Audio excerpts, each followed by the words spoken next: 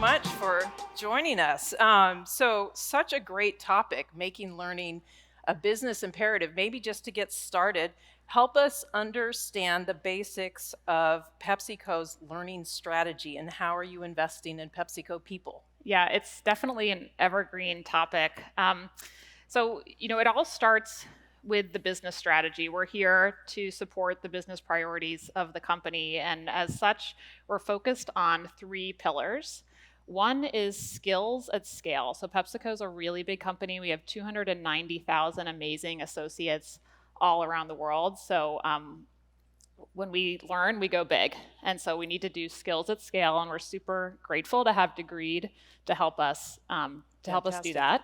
We're also preparing great leaders to take us into the future, to lead PepsiCo's future direction with purpose. And we're doing it all in a vibrant learning environment that is digital first. Okay, three-part strategies are always seeming to be the thing that work really well.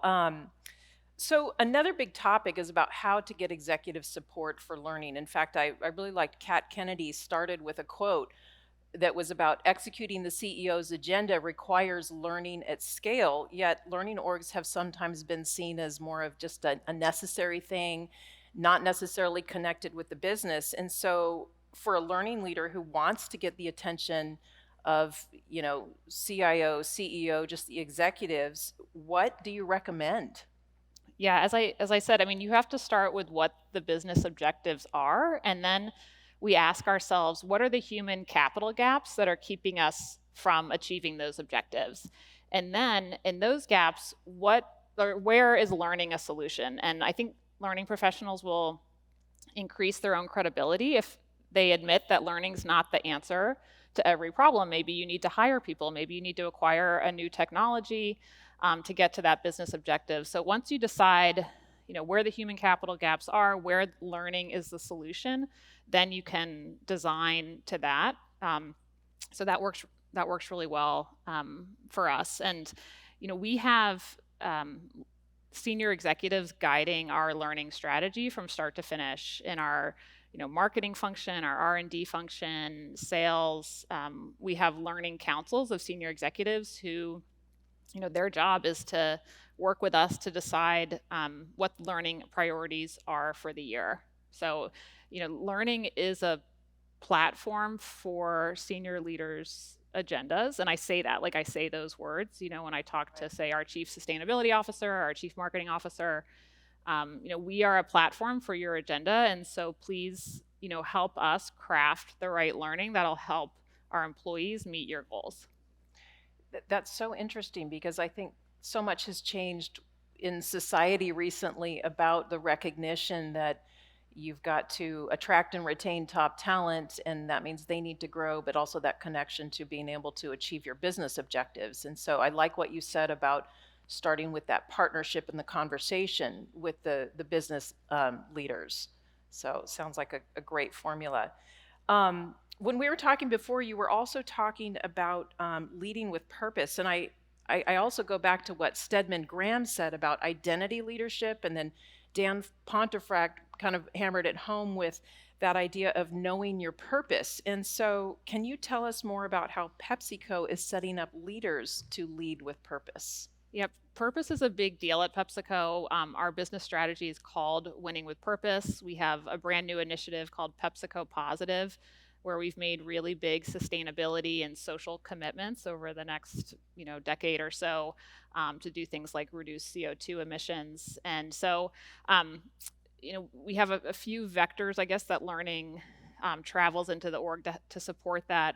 One is that in Degreed, we have learning pathways that explain the commitments and help people learn more and then act on behalf of the company in that respect. So how can, I reduce my, footprint? How can I contribute to achieving these goals on behalf of PepsiCo? We also have, more, I guess, sophisticated content, deep skill building for practitioners in these areas. So like manufacturing and so forth to help reduce the environmental footprint.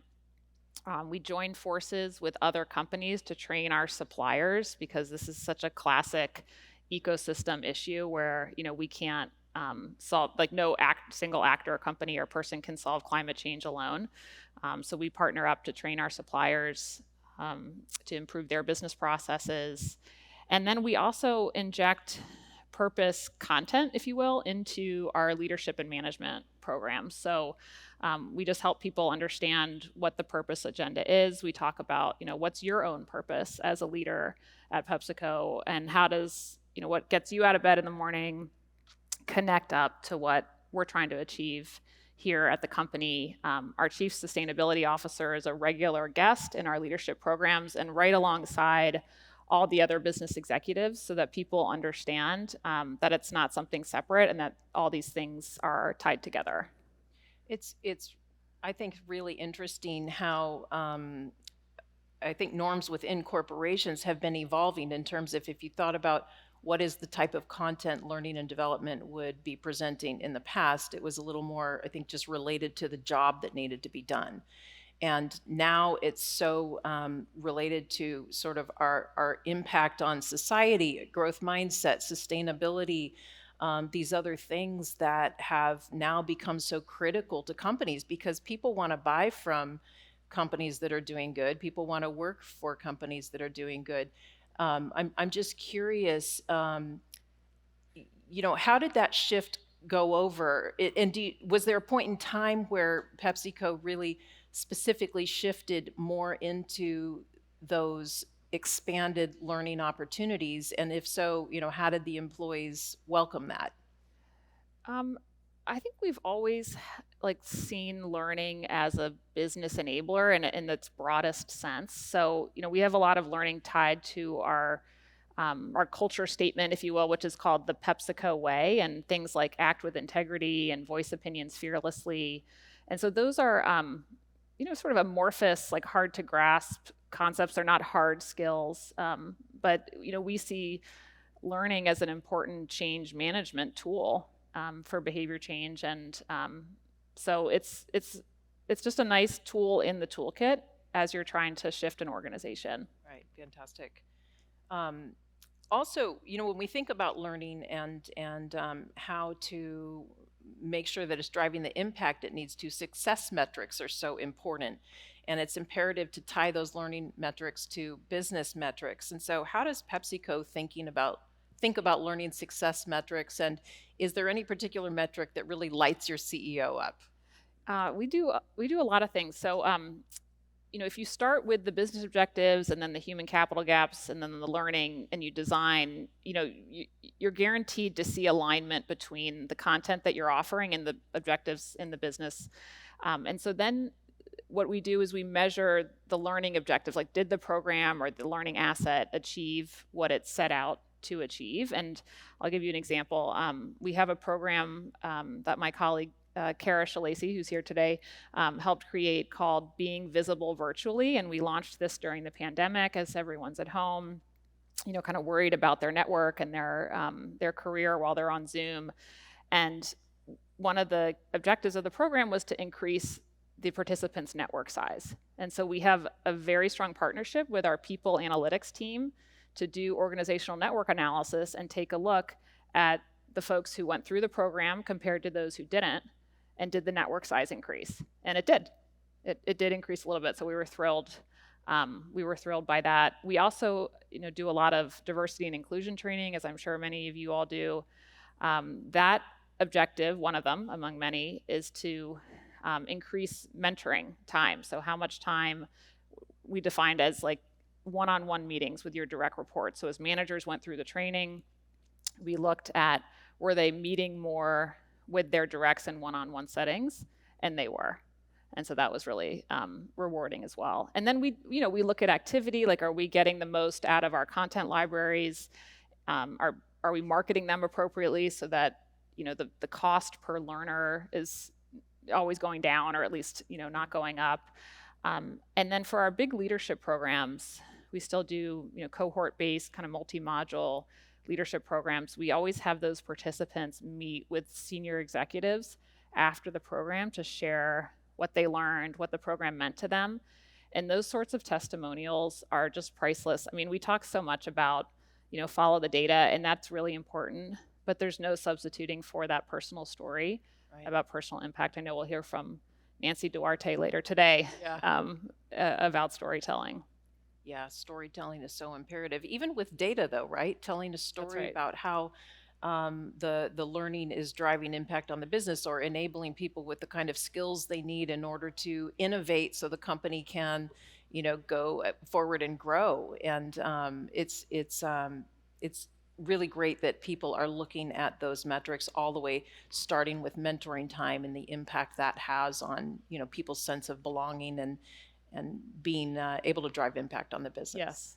Yeah, awesome. So, um, learning, there's so much to be gained from it. However, time is often the biggest barrier to getting people to spend time learning. I think we all chuckled this morning when Stedman Graham was like, "Okay, what are you doing Monday? You wake up, you brush your teeth, you eat breakfast, you blah blah blah blah blah," and then every day is like that. And I've got 3 kids myself, and full-time job, and it's hard to find enough time to focus on the things that I want to develop in. And so, with that being such a barrier, how do you overcome that blocker to make learning a priority at PepsiCo?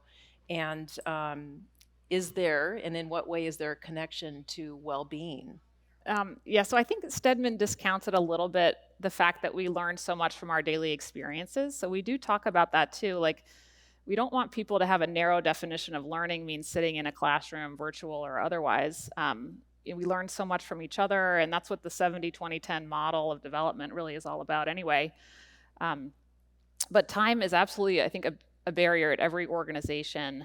And so we're doing a few pilots. In a couple of our business units, we're giving people dedicated time every week. In one market, it's just anything kind of for yourself that you want to do. So some people might be wellness activities or others. But it's interesting. What the data is showing is that many people are choosing to use that time for learning because we see degreed activity increase during that time. Fantastic. Yeah, and with degree in the bite-sized learning and kind of on any time, anywhere, any device, that's essential to making people feel like it can fit in to their day to day.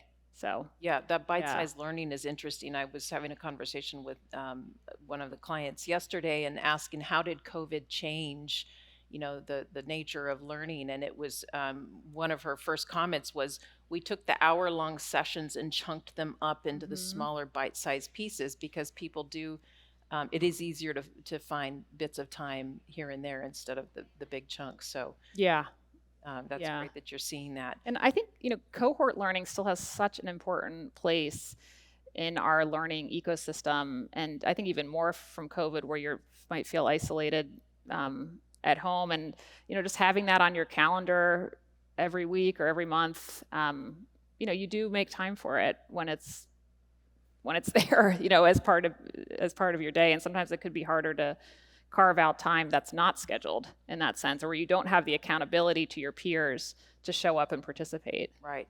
I think that's part of the key, that accountability. There's a social aspect to it as well, right? And I think that we all do need new ways to be connected and have things to talk about, so that that's part of what makes us human. Doing something together, learning something together, and then having the dialogue about it. Yeah, I mean, when you asked before about the business, linking it to the business priorities, a lot of information flow and innovation in companies happens from the incidental interactions that you get when you run into somebody in the office. And we've heard, I think it was a professor at Johns Hopkins who coined the term weak ties, and this idea of the strength of weak ties. And those broke down a lot during COVID. And so I think learning, again, is a mechanism for reigniting those. And so you come together with folks that you don't work with on a normal basis, and you learn together, say once a week for a month or something. And that, I think, that creates weak ties. And that's, don't discount that benefit of learning as well. It's just a venue to bring people together and share information. Yeah. What you said just brought to mind I wouldn't call it a phenomenon, but sort of a fact of COVID, is that even like as a marketer, when COVID first hit, we were like, oh my gosh, how do we do a physical event online? And the thought process was like, how do we replicate what we would have done in an online environment? And then the evolution naturally was like, wait a minute, it's a different completely Right. context, so let's rethink it from the ground up, and new things are possible when you stop trying to recreate, but you look at what is this new mechanism and context make possible, and how can that really connect with people. And I think it's the same with what you're saying about now that we're all so much more remote and online. There are new possibilities, from a learning perspective, to really fit into the context that we have today. Yes, I think, even Zoom has such rich possibilities for learning. You hear like everyone's the same size in the box, right? So it's like this forced equality of the little of the little Zoom box that I think we'll miss a little bit. I hope I never have to be in a classroom with one of those or two of those sad little whiteboards where the markers run out of ink. And it's like, now we use Miro sometimes for digital Yeah. whiteboarding. It's like so much better. Uh, Yeah, I had 6 hours worth of sessions with my team last week, and we used Mural. And I was thinking to myself, boy, if we ever get back in person, we're still going to have our laptops open to use Mural, because it's yeah, so much more effective than the sad little whiteboard, yeah, as you said. Okay, and everybody in the audience, I have two more questions for Molly, and then we're going to have a few minutes for Q&A. So be thinking about what you want to ask Molly, and you've got access to a really great mind here. So, question about this great resignation conundrum. Employees are on the move. Some research says that 50% of the workforce is moving right now and staying in jobs for less time, and it brings up this conundrum for companies of, should we invest more in employee engagement, or is that sort of money that won't be well spent because people are going to leave anyway? So, in what ways is the great resignation impacting how learning leaders think about employee engagement at PepsiCo? yeah. I mean, you know, our approach hasn't changed in one bit. Like that's not a concern that we even think about that we'd invest in someone and they might leave. Partly because we've had, our HR philosophy at PepsiCo is that you move your talent, not necessarily out of the company, hopefully, but at least around the company. And so, you know, we're always getting people ready for that next role. And from everything that I've been reading, like the reason people stay is because the company's investing. Right, right. So it's your best hope, and it's just a smart thing to do. As like the half-life of skills decreases and so forth. And if you have quality learning that people can deploy quickly, then you get the ROI from it, even if they don't stay, Right. For that long. Yeah. So attract and retain. Yes. Okay, fantastic. Okay, so my last question for you, just you've had so many great insights. Is there one way you could wrap up a call to action for people in the audience if they are really wanting to connect learning to business imperatives, make sure they can get the investment they need in order to drive the engagement with employees that are going to help retain and really grow the business? So all of those great ideas, any single call to action? I guess, know the business. We talk about that a lot at PepsiCo, like know the business cold. Your learners and your business partners don't necessarily know what to ask for because they don't know all the tools that you have at your disposal. So that's your job. That's my job as a learning professional, is to translate learning assets into business support. And so talk with your senior leaders, go out into the field, talk to the workers, and understand what their daily frictions are that could be solved by learning, what their daily challenges are, and really understand the way people work today. And just ask yourself, like, how could learning solve this problem? Right. Sounds like a real partnership. Right. Yeah. Fantastic. Right. Yeah. And give people airtime too in your programs. I mean, they love that. That's a status symbol to be invited to speak, get on stage, virtual or otherwise. And whether it's, your executive committee or just, an alum of a program you ran last year, I think that keeps the learning culture strong. Fantastic. Thank you for that advice. Okay, I think there are some people in the audience with some microphones. We'd love to take some questions for Molly. Who's got a question? Yeah, and I don't see the mic people. So here they come. Okay. Hey, Molly. Hi, Mark. It's a small community. Yes.